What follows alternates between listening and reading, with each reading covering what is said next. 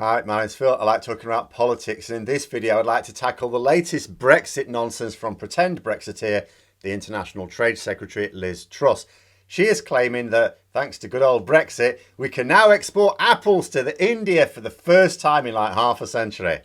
Which is not only a lie, but like everything else with Brexit, it's a lie that looks more and more ridiculous the more you consider exactly what it means. But first, if you'd like to be notified of daily news and politics, please subscribe to the channel and click the bell notification icon. So the claim, first of all, Liz Truss's pet, a junior minister in her department, said that another barrier had been brought down. Our apples can be exported to India for the first time in over 50 years. He also said trade equals jobs. We'll come back to that. His boss then aped his message. So the first thing to note is that it is vaguely ridiculous to suggest that we couldn't export apples to India or indeed anywhere in the world as members of the EU. I'm going to point out the lie in that I do feel vaguely silly doing so, because who would have believed it anyway? It's a little bit like, let's say Boris Johnson really did claim to have scored for England. I'm recording this without having watched the match first. I do not know what happened last night. You will now. I will now, but not now. But let's say we scored, and let's say Boris Johnson claims to have scored that goal. You'd feel the need to point out that he's lying, but then you'd think, but why am I doing this? Because it's not like you need to convince anyone. Who would believe it? But in this case, I can't actually rule out the possibility that there are people thick enough to think, oh, couldn't we export apples to India before? Oh, good job we left the EU then. I mean, even when there's a rogue despot whose country is placed under severe economic sanctions, I can't remember a time when any of those economic sanctions involved, by the way, you're not allowed to sell them apples. Don't give them any apples. But this is the crazy world we live in now. We have to point out even obvious lies. So here it is. EU countries export apples to India and have done for years. Belgium leads the way, apparently. Now, it may well be that we start exporting more apples to India as a result of Brexit, but that is very unlikely, as I will get onto. But if so, that's not because we couldn't before and can now.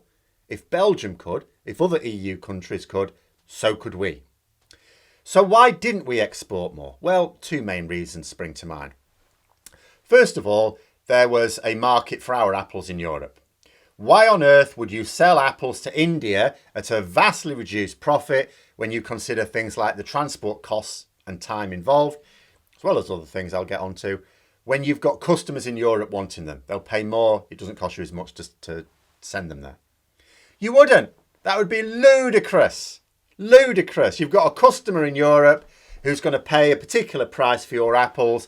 You look at the transport costs. Okay, we'll send it on a lorry. Yeah, no problem. Customer in India wants your apples, but they don't want to pay as much. And then you've got to pay for the transport to get it across two oceans. No. Madness. Belgium presumably had such an excess that it also managed to sell quite a lot of apples to India on top of the ones sold to European customers. In fact, Belgium is fairly high up on the list of apple exporters. There are others that export more even in Europe. But the second reason, the other reason, much more stark. The bottom line is that we are a huge importer of apples, not exporter. In 2018, we were the 10th hungriest country for apples. India was 4th, so there's definitely a need for them there.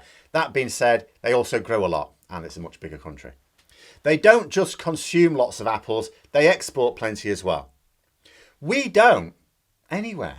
Frankly, we can't seem to get enough apples. So the idea of exporting more apples, whether to India or anywhere else, will only create more shortages here. We already don't have enough apples. We import massive amounts of apples. Because for our American cousins, you know, have the saying, as American as apple pie. It's a load of nonsense. Apple pie is very much European. Very popular in Europe, have been long before America was a thing. Or at least the country. Incredibly popular.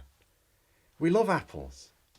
Can't afford to go sending loads of them across the other end of the world. Where are we going to get ours from? And we also spend much more than India on importing apples. This is where it gets interesting. Although India consumes way more than we do in terms of number of apples, we spend way more.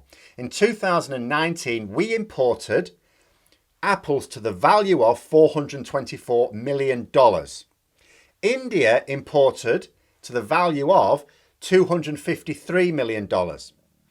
Now that sounds like India don't import as many. They import way more, they just don't pay as much for them. Now, based on those figures alone, you're not going to see a flourishing export market for apples from Britain. Then you add in the fact that we can't actually produce as many apples as we did, and what we were producing wasn't enough for our appetite because we're struggling for workers to pick the crops. That includes apples. Apples are crops. So if Liz Truss is now wanting our apple producers to export more apples to India, let us consider what she is wanting us to do. She wants us to take the apples that we were able to pick before they rotted and send them to India, making less money than before because it costs a lot to transport fruit to the other side of the world.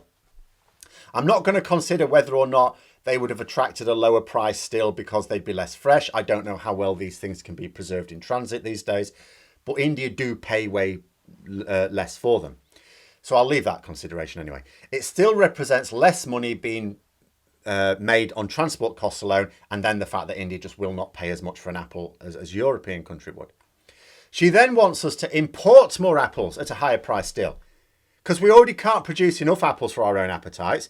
There's apples now rotting, so obviously we can't have those, so we need to import more anyway. And now she's encouraging us to sell more of what we have elsewhere, which means we need to import even more to satisfy ourselves, or what she wants us to do without. So that would mean that the net cost of the apples, the value of what we import minus what we export, goes up significantly. Also, the price of apples in the supermarket goes up because more of them are imported. It's like Alice through the looking glass here. The more you think about this simple tweet, the more ridiculous it becomes. But let's not ignore that statement about trade equaling jobs bit as well. Truss has used this in tweets herself. It's clearly a coordinated line from her department because we see it crop up. And I'm quite pleased because it's the one thing in that message that's actually true. Trade does equal jobs.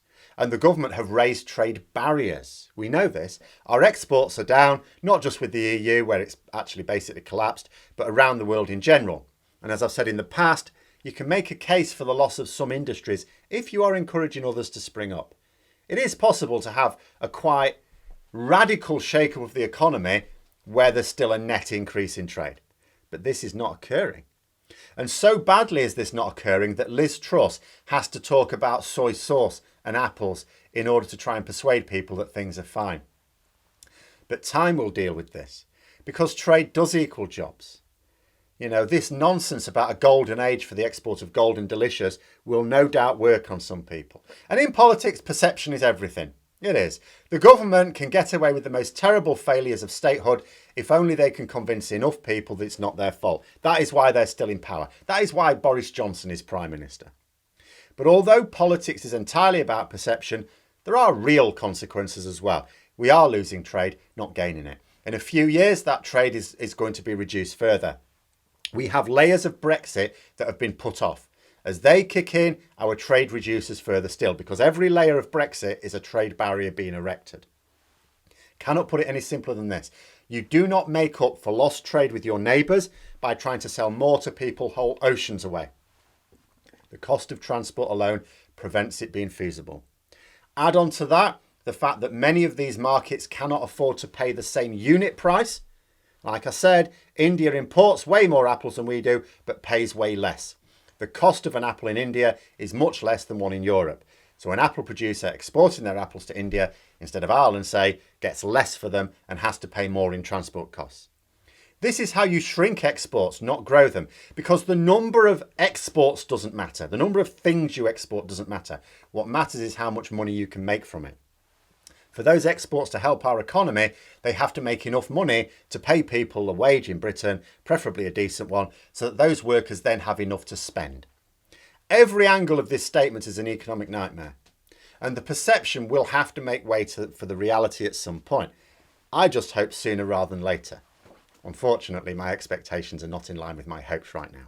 But those are my thoughts. Let me know yours in the comments below. Hope you found the video interesting. If you did, don't forget to click the like button. And if you'd like to support the channel further, please also click the Patreon link for details. And until next time, I'll see you later.